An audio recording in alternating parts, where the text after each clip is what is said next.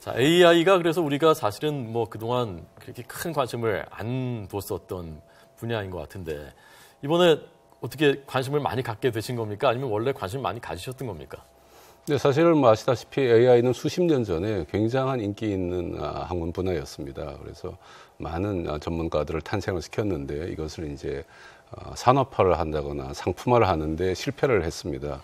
그래서 약간 침체기에 있다가 요즘 컴퓨터 속도도 빨라지고 그 소프트웨어 기술도 많이 증가하고 또 많은 그동안의 데이터가 축적이 되어서 이것이 결합이 되어서 그 AI의 기본 개념이 이제 현실화된 그런 시점이 되어서 관심이 더 커진 것 같습니다. 예. 그래서 그 AI의 암흑기라고 불리는 그 1990년대 뭐 후반부터 2000년대까지 미국 같은 선진국들은 성과가 안 나와도 계속 그래도 투자를 했고 그때 그 암흑기에 우리는 투자가 많이 저조해졌고 그래서 인력을 지금 구하기가 굉장히 어렵다고 하는데 맞습니까? 네, 한국은 아무래도 그 나라가 좀 작고 투자 규모도 작다 보니까 뭐 그 인력의 규모라든가 기업의 어떤 성장 이런 면에서 이 인공지능 분야에서는 처져 있는 것은 사실입니다.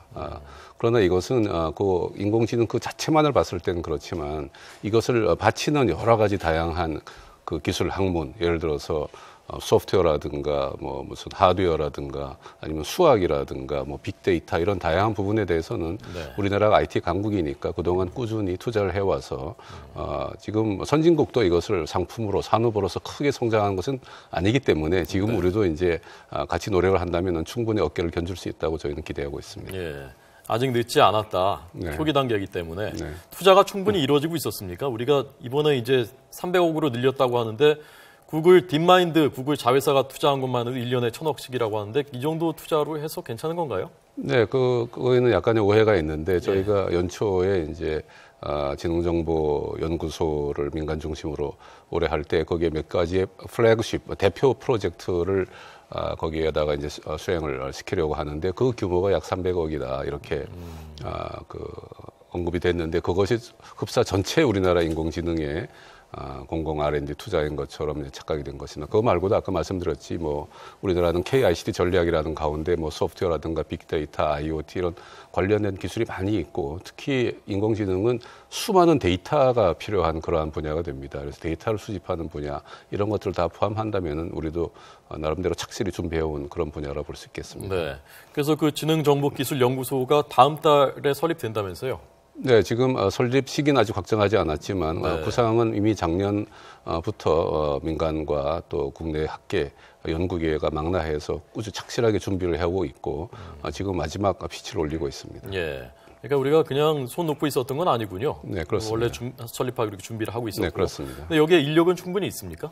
네, 사실은 저희는 이렇게 생각합니다. 이렇게 세계 첨단이고 이제 새로운 분야, 뭐 제4차 산업혁명에서 얘기하듯이 아주 큰 임팩트가 이 분야를 도전함에 있어서 한국에서 한국 사람이 한국 자본만을 가지고 칸막이를 해서 한다는 것은 큰 한계가 있다고 봅니다. 그래서 네. 저희가 이니셔티브를 시작은 하지만 이것은 글로벌 경쟁력을 가지고 글로벌 기술과 투자와 회사가 같이 해야 된다고 보고 있습니다. 예. 그러니까 그런 것들을 유치하는 노력을 하시겠다는 거군요. 네, 이미 진행되고 있습니다. 네.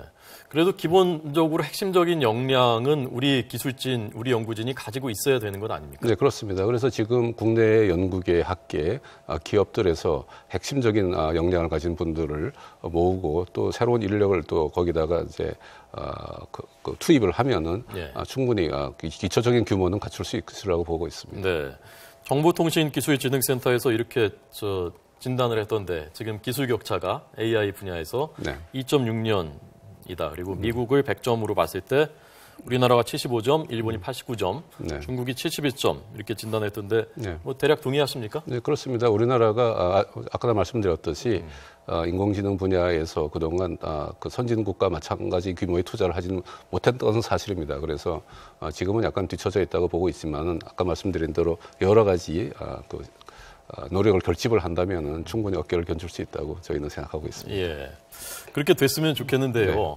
어떤 그 학자들, 뭐 이화여대 박선수 교수 같은 분은 2년 반이 뭐냐, 20년은 지금 뒤떨어져 있다라고 네. 보는 분들도 있더라고요.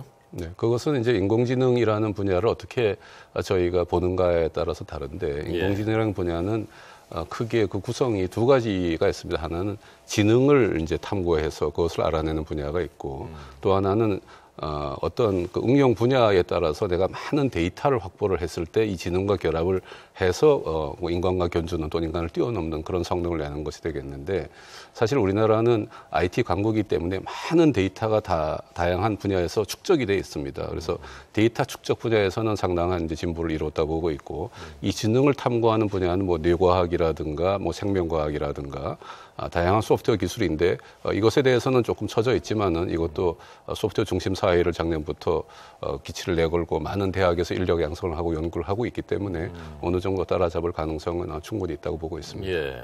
그러니까 기본적으로는 소프트웨어의 강국이 돼야 되는 건데 그 일환으로 이루어지는 건데 인공지능이 그게 지금까지 우리가 많이 뒤처졌기 때문에 그걸 육성시키려는 노력이 네. 이제 시작됐다. 작년부터 네, 그렇습니다. 시작됐다. 소프트웨어 분야는 아시다시피 산업 규모가 매우 크고 모든 요소의 인프라 요소 작용하는 그러한 아주 펀더멘탈한 소위 인프라 기술입니다. 그래서 저희는 작년에 이제 소프트웨어 중심 사회라는 것을 이제 선언을 하고 초중고등학교에서도 교육을 하고 대학에서도 좋은 인력을 양성을 하는 그러한 공급적인 측면에서 저희가 노력을 했고 올해부터는 뭐 인공지능과 마찬가지로 네. 신기술, 신산업을 통해서 좋은 일자리를 만들어내는 그런 점에 착안을 해서 소위 KICT라는 플랜에 이것을 새로이 투입을 해서 노력을 기울일 생각입니다. 네.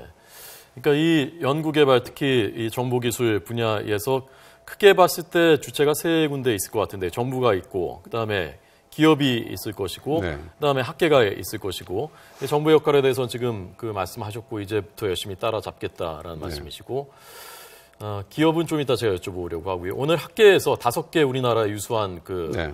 이공계 대학들 서울대, 연세대, 고려대, 카이스트, 포스텍 이렇게 공동선언을 곧 낸다. 네. 그 내용이 대부분의 연구개발 예산이 정부로부터 오는데 네.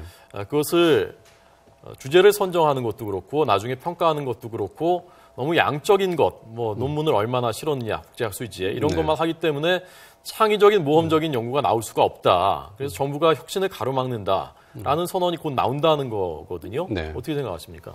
저희는 뭐 매우 적절한 지적이고 사실 그런 것을 환기시키는 것이 좀 늦었다고 생각을 합니다. 사실 우리나라도 지난 수십 년간 돌이켜보면은 초기에는 우리나라는 거의 연구 업적이 없었고 논문이나 특허를 만들어내지 못하는 그런 과학 아주 빈국이었습니다. 그래서 이것을 어떻게 빨리 올리는가 하는 이제 초창기의 전략으로는 소위 논문을 많이 써라, 특허를 많이 만들어라 하는 양적 성장에 치중하는 그런 전략을 수십 년간 해와서 이제는 세계적으로 어느 정도 지위에 올랐습니다. 이제는 이것을 질적 성장으로 전환을 시켜야 되는 그 소위 패러다임 전환의 시기에 있는데 한 2, 3년 전부터 정부도 그런 노력을 해서 큰 규모로 뭐 사업이라든가 기관이라든가 이런 걸 평가를 할 때는 이 카운팅, 소위 숫자를 세지 않는 정책을 펴고 적용을 해왔습니다. 이제는 드디어 하나하나 세부적인 과제나 연구 내용에서 그거를 본격적으로 적용을 할 때가 되었다고 보고 있고 그렇게 준비를 해서 올해 내년에 전면적으로 그것을 적용을 해서 소위 질적 전환을 완성시킬 그런 계획이 있습니다. 네. 그러니까 지금 추진하고 계시다는 얘기군요. 그렇습니다. 그 방향으로요. 네. 근데 이 19조 원, 1년에 19조 원 연구개발 예산이 정부가 내주는 게 네. 중에 지금까지는 뭐 1조 원 정도만 연구자들이 창의적으로 어떤 주제를 정해서 하고 나머지는 대체로 위에서부터 이렇게 내려주는 네. 그런 형식이었다고 하고 그게 사실은 뭐 힘이기도 하고 돈과도 관련된 거고 한데 네. 그렇게 쉽게 금방 바뀔 수 있을까 하는 의구심이 들기도 하거든요. 네, 그러니까 어떤 연구를 할 것인가를 정하는 것을 말씀하셨다시피 개인이 제시를 해서 소위 바텀업으로 하는 방법이 있고 또는 큰 주제를 정하고 큰 분야를 정해서 소위 기획을 해서 이것을 큰 팀을 만들어서 하는 소위 탑다운 두 가지 방향이 있을 수가 있습니다. 소위 공공국가 R&D는 민간이 하기 어려운 분야 또는 장기 기초 분야 또는 우리에게 큰 임팩트가 있는 분야 이런 것들을 골라서 해야 되기 때문에 바텀업과 탑다운을 적절히 조화를 시켜서 해야 됩니다. 그런데 우리나라의 과학자가 아주 숫자적으로 급증을 하고 있기 때문에 훌륭한 과학자분들이 그래서 바텀업으로 하는 것을 저희가 획기적으로 지금 증액을 시키고 숫자를 늘려가고 있습니다. 물론 탑다운도 국가적인 어떤 전략적 분야가 있기 때문에 포기할 수 없는 분야임을 말씀드립니다. 네. 획기적으로 바꾸시겠다니까 기대해 보도록 하겠습니다.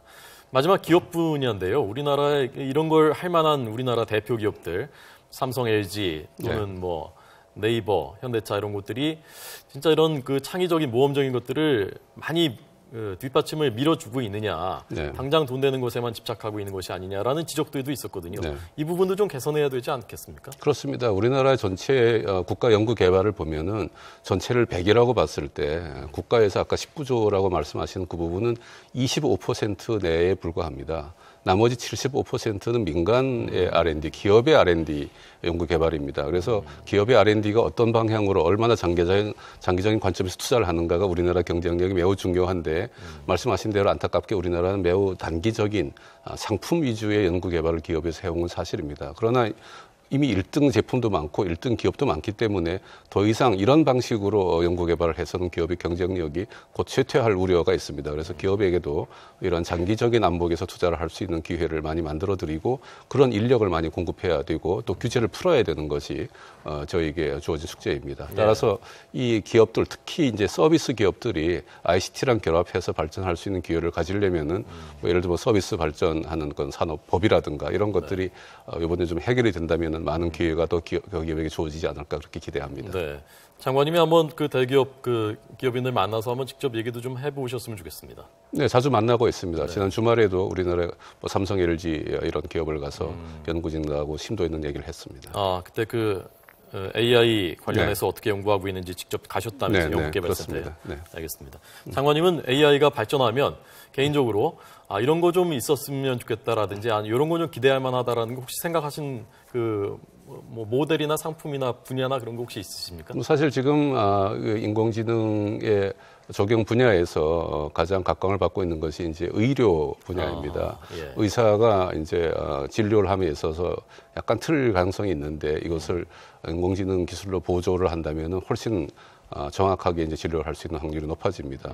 그리고 법률 서비스라든가 뭐 금융 서비스도 있지만은 뭐 스마트 공장도 있지만은 저는 교육 분야에 선생님이 사실은 우리가 어떻게 보면은 가장 그 존경하고 저희한테 지식을 주는 어떤 역할을 하지 않습니까? 그래서 인공지능 그 역할이 선생님, 교육에까지 확장이 된다면은 맞춤형으로 개인에게 훌륭한 교육을 줄 수 있고 또 수준이 높아지고 또 값싸지지 않을까 이렇게 기대를 합니다. 선생님들은 지금 말씀 듣고 약간 긴장할 수도 있겠는데요?